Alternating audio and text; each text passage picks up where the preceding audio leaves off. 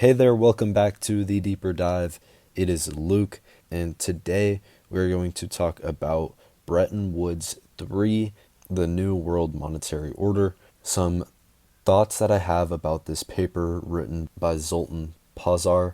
To give you background on Zoltan, he worked at the IMF, at the Federal Reserve Bank of New York, where there he led the effort to backstop the securitization market in Lehman's aftermath and pioneered the mapping of the shadow banking system.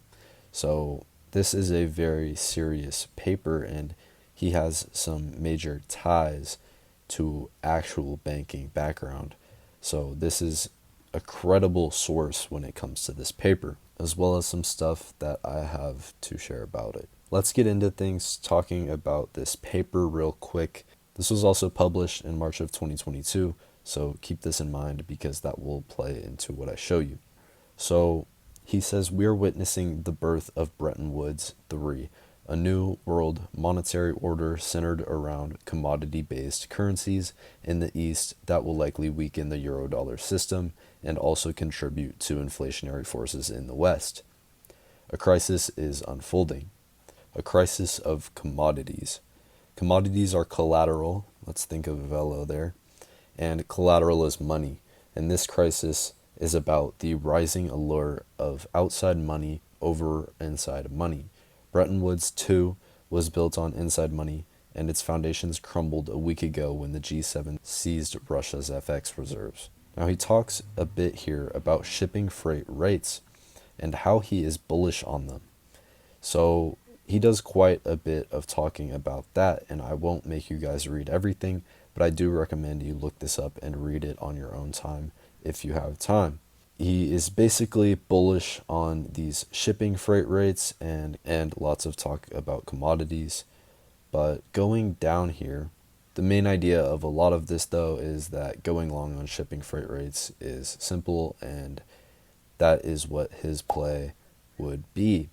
So comparing this to when it was written, we can see that shipping freight rates in 2022 was $4,097, and now in May of 2024 is over $4,200, the highest value on record. So he was right about that. At the end here, he also says this crisis is not like anything we have seen since President Nixon took the US dollar off gold in 1971. The end of the era of commodity-based money. When this crisis and war is over, the US dollar should be much weaker, and on the flip side, the renminbi much stronger, backed by a basket of currencies. From the Bretton Woods era backed by bullion gold, to Bretton Woods II backed by inside money treasuries with unhedgeable confiscation risks, to Bretton Woods III backed by outside money, gold bullion, and other commodities. So on this commodities talk, let's not forget XRP is a commodity, and these digital assets will be very valuable in my opinion. He says after this war is over, money will never be the same again, and Bitcoin, if it still exists then, which it will probably benefit from all of this. There is a 90% chance Bitcoin will be around as long as all of these other currencies, in my opinion. Very slim chance that it goes anywhere. Maybe it will become outdated tech, but I think as a store of value, it has established itself, especially being the first one. So something to think about, and how he said it will benefit from all of this, especially with the dollar going down like he was talking about. And just for more reference, I can show you guys this paper as well, Money, Commodities, and Bretton Woods III, although on the current topic of how he was talking about commodities going up, and I showed you guys shipping freight rates on the up, here we can also see gold, which right here where this circle is March of 2022. And if you know anything about charts, buying here right when the paper was published, this is at a resistance point. So considering if you did not buy when it was at resistance, if you started dollar cost averaging along this downside, you could have been up over 60% on your bag. Even from here to the highs, if you bought right when this paper was published, you could have been up 35% or more. And that's considering all of this range if you were not dollar cost averaging. So he was right about gold as a commodity. Looking at silver, you can see in the circle here, this is March of 2022. If you had bought then when this paper was published, you would be up 26% in 2 years. And if you had dollar cost average in during this dip, and even throughout here at some of these cheaper prices, you still could have been up over 80%, potentially even 60%, which is still great. And he was on point with this paper is what I am trying to say. Things have played out in his manner, so let's take it seriously what he has to say, right? So getting into this paper here, I would like to start off right here. Wars also upend the dominance of currencies and serve as a doula to the birth of new monetary systems. What Deutsche Bank's Bretton Woods II framework was to the first decade of the new century, and what QE and Basel III then were to the second post-GFC decade of the new century, we believe that our Bretton Woods III framework will be to the third decade of the new century. So they are very serious about this Bretton Woods III and this new monetary system based around commodities. And these cryptocurrencies that we hold will be commodities, like how XRP is, at least a lot of them. Don't fade a market that is so undervalued at its current moment. I can only imagine in 10 to 15 years where we're going to be at. It's going to be crazy numbers compared to what we are at now. So here is a situation that he describes where Saudi Arabia is open to China paying for oil in a currency that's not the dollar. It used to be as simple as our currency, your problem with the US. Now it's our commodity, your problem. So imagine how these commodities are going to be traded, and then think of Velo Labs with the Lao Bullion Bank and their tokenization. Velo is going to play a vital part in the ecosystem if it's the intermediary for their token. Just think about that, how simple that is. If people need Velo to get the PLG Lightnet gold token, then demand for Velo is going to be high to some extent, and keep that in mind. Here he is again, talking about a ship shortage and the shipping freight rates. Look at this. So he says it right here again, and keep in mind when these were written.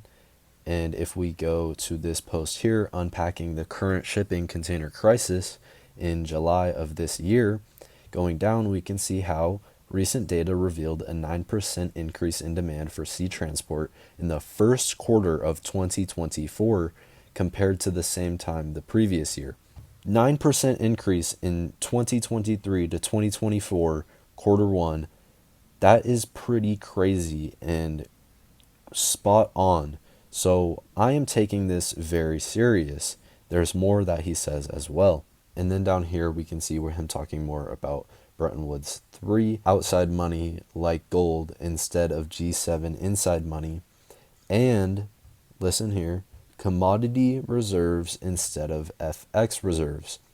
So think of this in a world where we see already with Velo Labs and their tokenized gold that all of these countries have commodity reserves, and to be able to trade them, they can tokenize.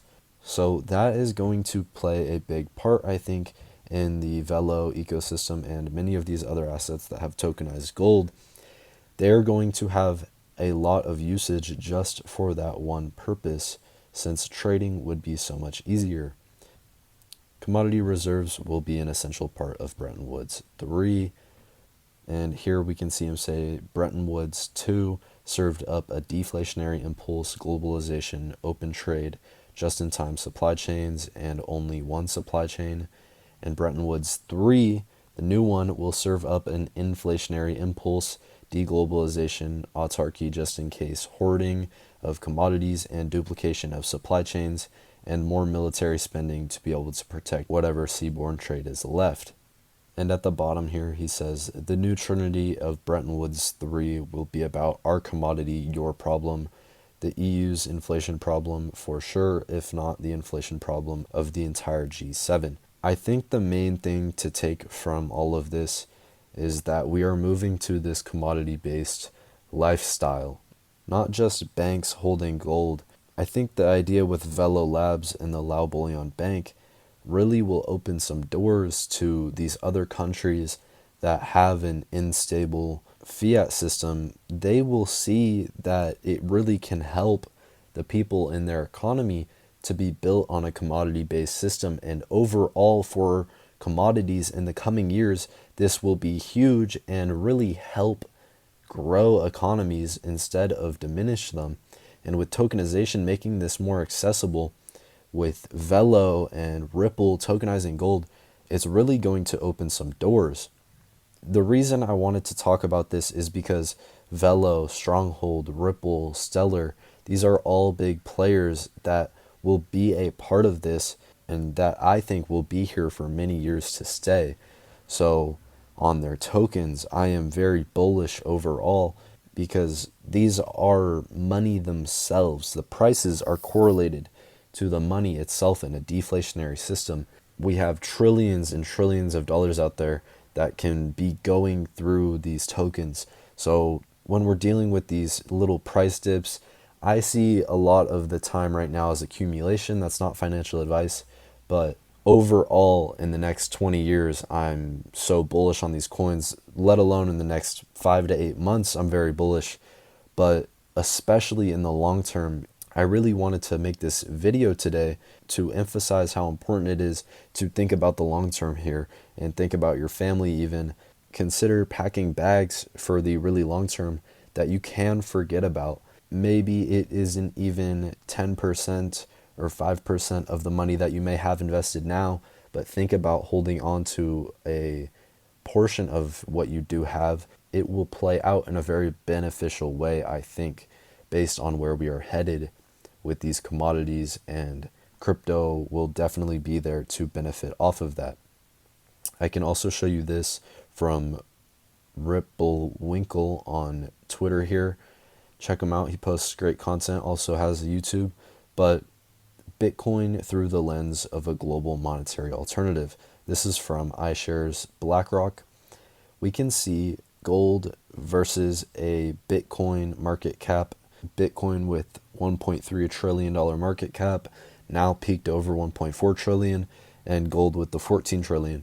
So as both of these move up in the long term, I do expect to see Bitcoin gain on gold, and more importantly, when I talk about Bitcoin, all of these other currencies that will be benefiting way more than Bitcoin actually is. Will Bitcoin probably be here to stay? Yes, but so will a lot of these other companies, which is why I recommend looking into these companies, watching over my videos, learning more about how these are going to stay, because that is what is really important with these altcoins. Bitcoin, you can only make so much money. To be honest, I don't see Bitcoin doing a 3x from where we're at this cycle. So you can make money. There's money to be made everywhere. But these other ones have a lot of room to grow. Velo Labs has a market cap under 200 million when I personally think it could be worth billions in the coming months. So think about what you are invested in, and if you have these long-term investments in stocks or in other places, consider taking portions of that and going into these coins for the long term. They will be equally, if not considerably more, worth it in terms of return. So not financial advice, but take that into account. I hope you all enjoyed today's video. Smash the like button, drop a subscribe. I have a lot of content I am going to be bringing and am very excited to continue this upload streak. I think I'm going to be posting every other day, so stay tuned. Hold on to your bags for dear life because we are in for a wild ride. These are all some solid companies and worth checking out in my opinion. Not financial advice, of course, but I'm bullish on all of these in the long term. Have a great day. I'll talk to you guys later. Bye.